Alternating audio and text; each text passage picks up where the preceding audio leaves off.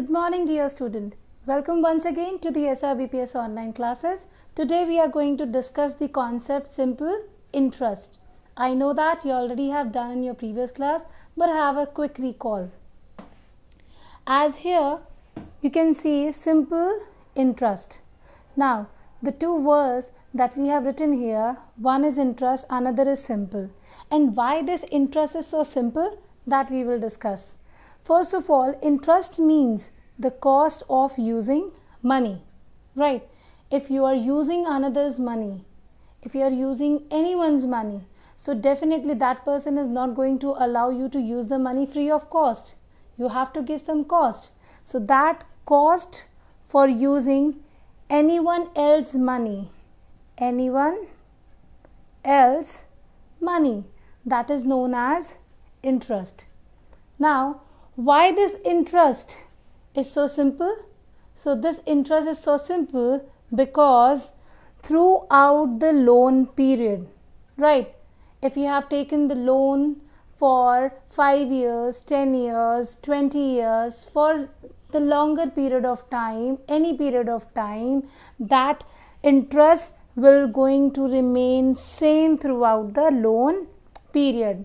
It means that if for the first year you are going to pay rupees 500, so then for the second year also you are going to pay rupees 500, for the 10th year also you are going to pay rupees 500 on that particular loan, right? That's why this interest is so simple. Now let's talk about the term that revolves around the term simple interest. Now, as I said, when we are using anyone's money, so what that anyone's money will be called in this concept? So anyone's money is known as principal. What we are calling it? Principal.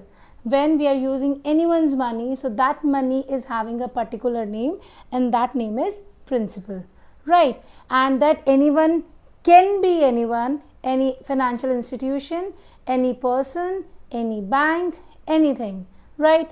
Now the cost that we are paying on that principal is known as interest, right? It is known as interest.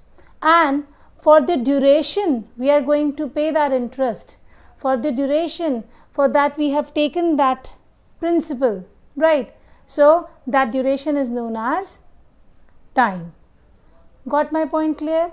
When we are talking about interest, the interest always calculated as a percentage of principal amount, as a percentage on principal amount, right? So when the interest is shown as principal, we call it the rate of interest. What we call it?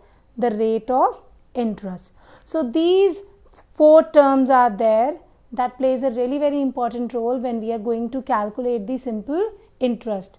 The principal, the interest, time period and the rate of interest, right? And the rate of interest means the percentage of interest which will be calculated on the principal. Okay, now let me clear this thing with one example. Now take a look to this example. Find the amount paid after 3 years on rupees 50,000 at the rate of 10% per annum, right? Now few terms are there that we have to mark.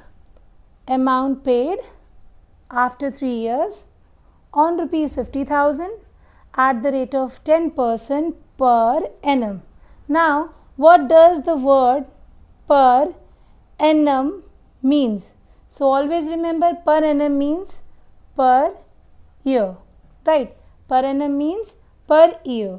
So now we have to find out that if a person have taken a loan of rupees 50,000, so after 3 years what amount he is going to pay, right? What amount he is going to pay.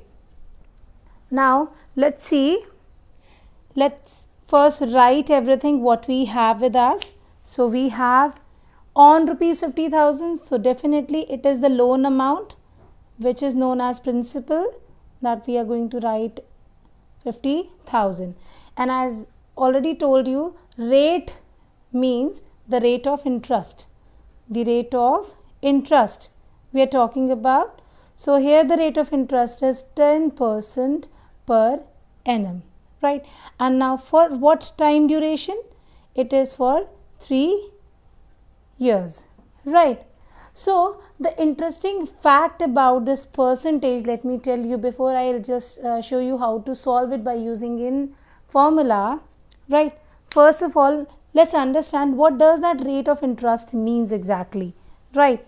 So when we are talking about rate of interest, here the rate is 10%, right? 10%. 10% means rupees 10 on every 100 rupees, right? It means that only rupees 10 on every 100 rupees. So if we are going to take rupees 10 on 100, so it means what we are going to take on rupees 50,000. So rupees 50,000 into 10%. This is the way we are going to calculate, right? If I wanted to know what is the 10% of rupees 50,000, so definitely we are going to write it like this: 50,000 multiply 10%, right? So if I wanted to find the interest for 1 year only, that means what I am going to pay as cost after the end of 1 year. So 50,000 by 10% only. So when we will remove it, 10 upon 100, because percentage means 10 upon 100, right? And for 1 year, so we will write it 1. So 0, 0 cancel, and the answer would be rupees 5,000. That means I am going to pay for 1 year rupees 5,000, right? And since it is the question of simple interest, because they have said at the rate of rupees 10% per annum, so it means that my interest would be same for the next year as well, right or not? So if I'm going to pay for 1 year 5,000, so for 2 years it means we are going to pay